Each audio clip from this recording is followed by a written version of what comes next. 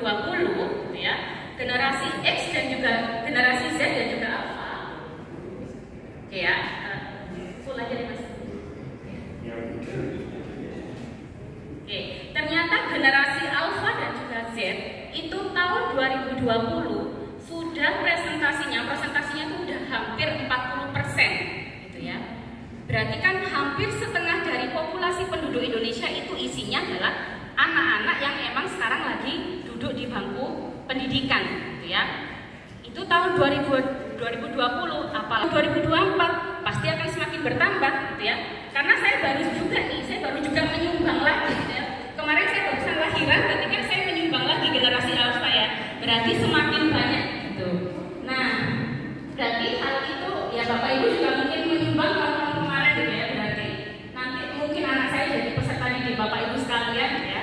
Nah, kalau nanti jumlahnya itu semakin banyak, tapi kita mengajarnya itu persis dengan gaya mengajarnya guru-guru kita yang lalu, nah nanti nggak nyambung gitu ya. Karena kenapa?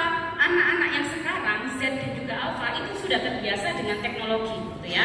Nah oleh karena itu kita sebagai pengajar, sebagai pendidik itu harus fasilitasi anak-anak gitu ya dengan sumber belajar gitu ya, atau gaya belajar yang baru. Nah itu harus menyesuaikan dengan mereka, yaitu dengan teknologi. Nah, sekarang kita berkenalan dulu dengan generasi Z dan juga Alpha, gitu ya. Kalau tadi kita sudah tahu generasi Z dan juga Alpha itu berdasarkan usianya, kelompok usianya. Sekarang kita ingin tahu lagi karakternya Z dan juga Alpha ini apa yang membedakan dengan Z. Ternyata generasi Z dan juga Alpha ini adalah generasi yang mereka memang sudah dari lahir itu sudah ketemu dengan teknologi, gitu ya. Seperti anak saya kemarin lahir, gitu ya. Saya langsung menunjukkan HP, video call ke orang tua saya, ini cucunya udah lahir lah. Mereka sudah ketemu dengan teknologi, ya meskipun hanya video call, gitu ya. Berarti jelas beda dengan kita, gitu ya. Nah, ternyata generasi Z dan juga Alpha tadi dari lahir udah ketemu teknologi sampai mereka kehidupan sehari-hari itu mengandalkan teknologi, bahkan untuk di urusan pembelajaran, gitu ya.